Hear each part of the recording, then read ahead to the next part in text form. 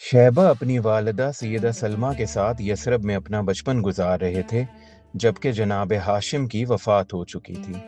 शैबा को तीरंदाजी का बहुत शौक था।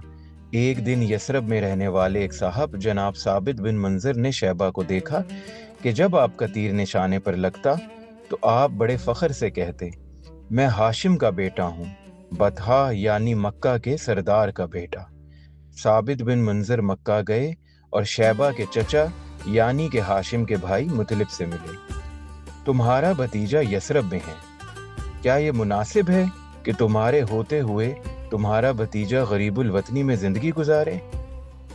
जाओ और उसे जाकर अपने वतन लाओ, ताकि वो अपने बाप दादा की ज़मीन और ख़ानदान में पले बढ़े। साबित साहब की ये बात मुतलिब साहब के दिल को लगी और उन्होंने फ़ौरन यसरब जाकर अपने भतीजे को वापस लाने का फ़ैसला किया।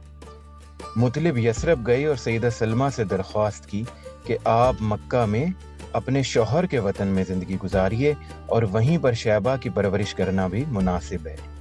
सैयदा सलमा एक बहुत खुददार खातून थी।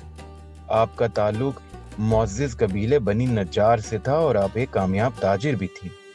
आप मुतलिब की इस दरख्वास्त पर राज़ी ना हुई। क्या मुतलिब सैयदा सलमा को राज़ी कर पाएंगे कि वो शैबा को मक्का भेजने की इजाज़त दे दें? ये जानने के लिए देखते हैं अगली वीडियो।